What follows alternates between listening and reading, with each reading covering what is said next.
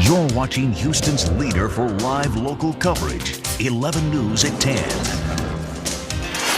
You know, with all the highway improvements and fiber optic projects tearing up our roads, you just might wonder if the streets will ever be the same again. But on Southtown in southeast Houston, there is a big pothole problem people have been waiting to have fixed for years. 11 News reporter Dan Locke has their story. Listen to this car creak here. Yeah, it bounces. Oscar McGrew has watched the cars bounce past his house for decades now. For Southtown Street is a roller coaster of buckles and potholes. Well, when was the last time that they came through and just tore out the whole street and repaved it? They ain't never since I've been here. Never? No, not since I've been done nothing this street since I've been. Well, when did you move here? Oh, I moved here. To drive the city streets these days is to enter a patchwork nightmare of jackhammers and potholes.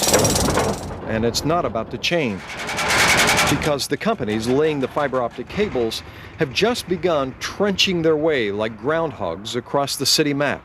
At one point or another, they're going to be on practically every street we have.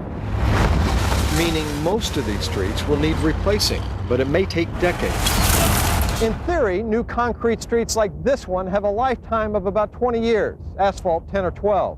And then they all need to be ripped up and relaid, but they're not. They're patched and patched and patched. What do you have to do to get them to resurface your street? I wish I knew. Alton Dominy lives on the same block of Southtown as Oscar McGrew. He used to work for the city of Houston, in the traffic department, in fact. We've called them about it. They tell us, well, they may get out here in another week, but they never come. The people who live on Southtown have been waiting 4 decades now for a nice new street. And Oscar McGrew is giving the city another 10 years to get it done, till he's 100. But he's worried. I don't know if you don't start pretty soon, I may not see. Given the history of Southtown, he may not. Dan Locke, 11 News.